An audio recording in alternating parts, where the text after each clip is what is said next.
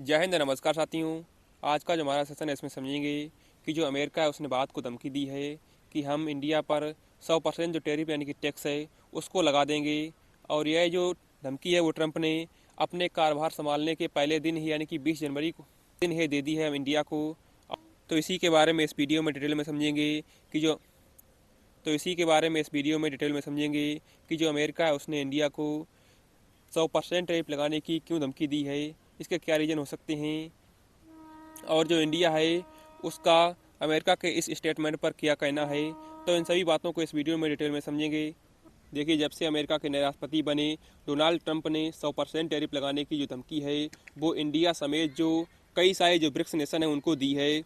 तब से यह जो बात है वो बहुत ही ट्रेंडिंग में है और इसको लेकर के नेशनल मीडिया, इसके अलावा इंटरनेशनल मीडिया ने कई सारे जो आर्टिकल हैं वो पब्लिश किए हैं। वहीं आपको बता दें कि जो डोनाल्ड ट्रंप है उन्होंने अमेरिका के 47वें राष्ट्रपति के रूप में 20 जनवरी को शपथ ली थी। और 20 जनवरी के दिन ही जो डोनाल्ड ट्रंप है उन्होंने जो ब्रिक्स नेशन, इसके अलावा जो इंडिया है, उन पर 100% टैरिफ लगाने की बात की थी। और यह जो बात है वो डीडोलराइजेशन जो नीति है इसके कारण कही थी, क्योंकि अभी जो ब्रिक्स का ग्रुप है वो अमेरिका की जो डॉलर है उसके लिए एक बहुत ही बड़ा चुनौती बन गया है।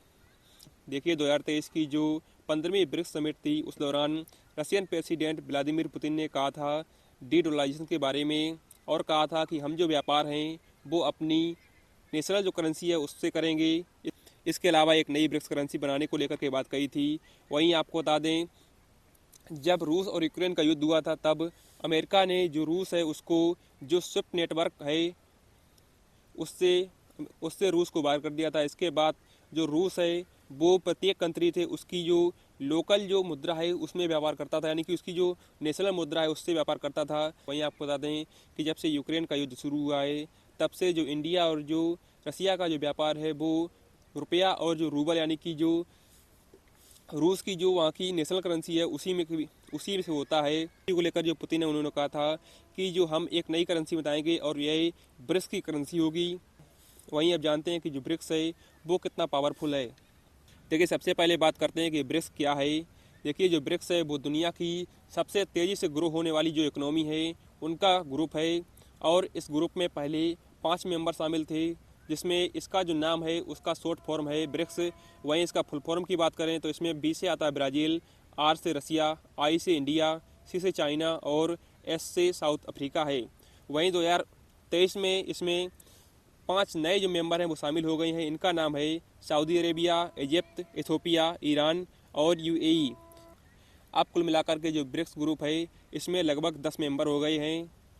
वहीं जो ब्रिक्स है इसके स्पेंड की बात करें तो ब्रिक्स जो है ये दुनिया भर की जो 3.5 बिलियन जो पीपल हैं, इसके अलावा जो दुनिया भर की 45% जो आबादी है उसको रिप्रेजेंट करता है। वहीं ब्रिक्स ग्रुप में जो 10 देश शामिल हैं वो दुनिया भर की जो 28% जो इकोनॉमी है उसका नेतृत्व करते हैं, जिसमें $28.5 ट्रिलियन की इकोनॉमी ब्रिक्स देशों की है। वहीं ईरान, सऊदी अरेबिया, यूएई जो इसके पार्ट हैं, जिसमें ब्रिक्स जो ग्रुप है उसमें दुनिया भर का जो 44% जो ऑयल का यानी कि क्रूड ऑयल का जो प्रोडक्शन होता है उसमें कंट्रीब्यूट करता है। वहीं इसके इकोनॉमी के बारे में बात करें तो लगभग जो 18 ट्रिलियन जो इकोनॉमी है वो अकेले चाइना की है। वहीं दूसरे नंबर पर इंडिया आता है, जिसमें इंडिया की जो इकोनॉमी है वो वर्तमान में बात करें तो इंडिया की वर्तमान में इकोनॉमी 3.90 ट्रिलियन US डॉलर है। वहीं तीसरे नंबर पर रसिया आता है, चौथे नंबर पर ब्राज़ील आता है, पाँचवें पर सऊदी अरेबिया, इसके बाद Egypt, south Africa, Ethiopia, Iran और संयुक्त अरब अमीरात आते हैं। तो ये जो पावर है वो है ब्रिक्स कंट्रीज की, यानी कि जो ब्रिक्स जो ग्रुप है वो अब दुनिया का एक बहुत ही पावरफुल ग्रुप है। और जो ब्रिक्स कंट्रीज हैं इनकी समिट के दौरान जब रशियन प्रेसिडेंट व्लादिमीर पुतिन ने ब्रिक्स की एक नई करेंसी की घोषणा की, उसी समय से जो अमेरिका है वो अपने डॉलर को लेकर के खतरा महसूस करता था।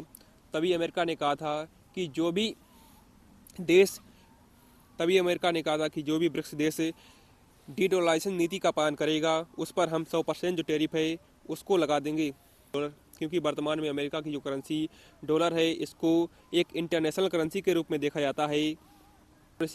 और इसी अमेरिका की करेंसी डॉलर के डीडोलराइजेशन की बात जो है वो व्लादिमीर पुतिन ने ब्रिक्स समिट में की थी।